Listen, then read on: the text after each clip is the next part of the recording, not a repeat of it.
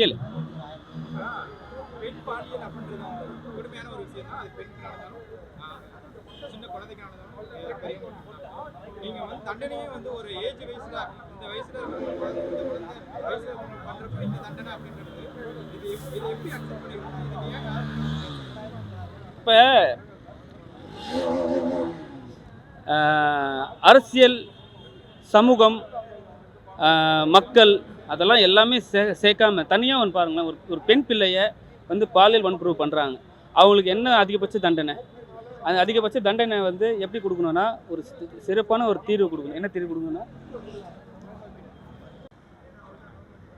Sir இப்போ வந்து பாலியல் வன்புணர்வு பண்ணுறவங்கள வந்து என்ன பண்ணணும்னா, பெண்களுக்கு எங்கேயுமே பாதுகாப்பு இல்லைன்றாங்க. முக்கியமாக தமிழ்நாட்டில் பெண்களுக்கு பாதுகாப்பு இல்லைன்றாங்க.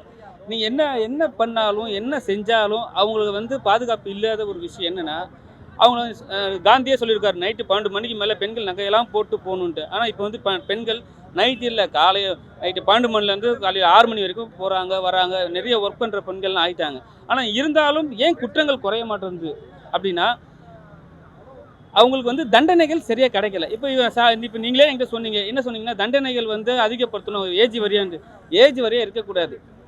தப்புனா தப்பு தான், தண்டனை தான், எல்லாருக்கும் ஒரே தண்டனை தான். ஆனால் என்னென்னா, இப்போ வந்து பாலியல் வன்புணர்வு பண்ணிவிட்டு அந்த பெண்களை வந்து யார்கிட்டையும் கேஸ் கொடுக்க விட மாட்டாங்க.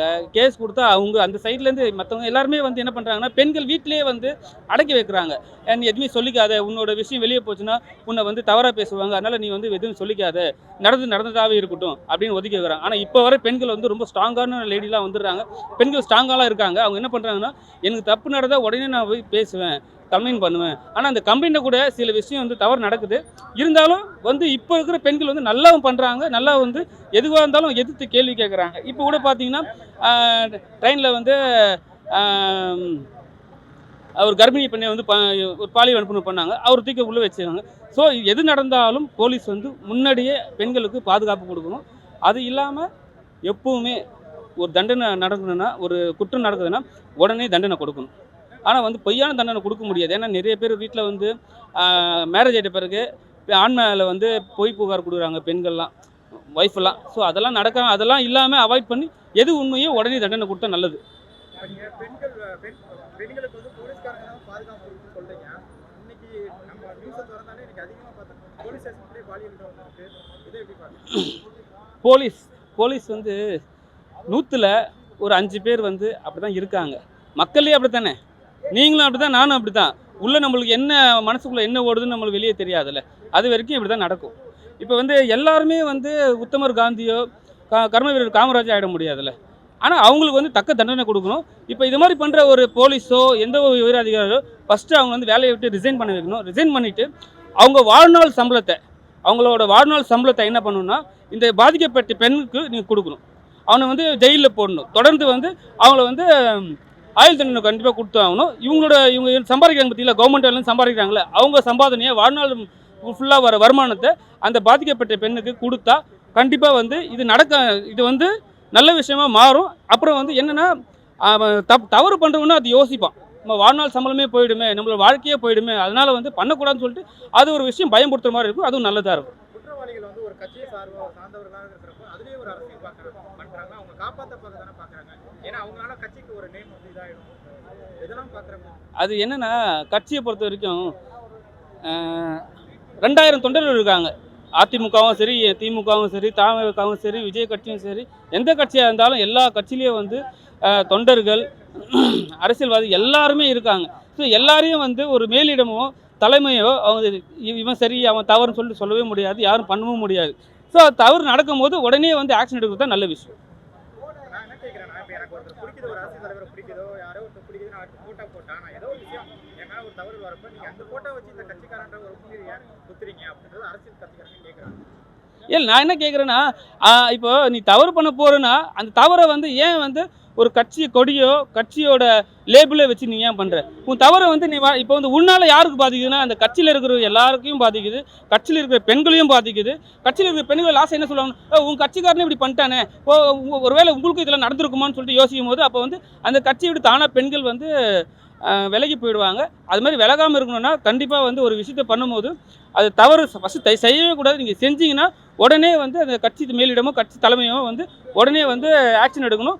கண்டிப்பாக வந்து அவங்களுக்கு போலீஸ் சப்போர்ட் கொடுக்கக்கூடாது, கட்சி சப்போர்ட்டும் கொடுக்கக்கூடாது. கோர்ட் என்ன தண்டனை கொடுக்குதோ அதை வந்து வச்சு நம்ம வந்து சக்ஸஸ்ஃபுல்லாக இருக்கணும். தமிழ்நாட்டை பொறுத்த வரைக்கும் பட்ஜெட்னு ஒரு விஷயம் வந்து போயிட்டு இருக்கு. இப்போ பொங்கலுக்கு பார்த்தீங்கன்னா ஒரு 2000 காசு கொடுக்க கூட இதில் அப்படின்றப்ப விஜய் அவர்களுக்கு வந்து ஒரு போலீஸ் பாதுகாப்பு ஒரு பிரிவு கொடுக்குறாங்க. இது யாருக்கு இந்த உங்களுக்குலாம் யார் கொடுப்பாங்க? மக்களோட வரி ஏங்க விஜய் வந்து ஒரு செலிப்ரிட்டிங்க, சரியா? இப்போ என்ன ஆயிடுச்சுன்னா அவரும் ஒரு கட்சி தொடங்கி அவருக்கும் வந்து இப்போ எந்த கட்சி தலைவராக இருந்தாலும் சரி எல்லாருக்கும் வந்து ஒரு கொலை மிரட்டல் இருக்கும், கொலை முயற்சி இருக்கும், சம்திங் எல்லாமே இருக்கும். அவங்களுக்கு பாதுகாப்பு கொடுத்து எல்லாமே ஒன்று தானே.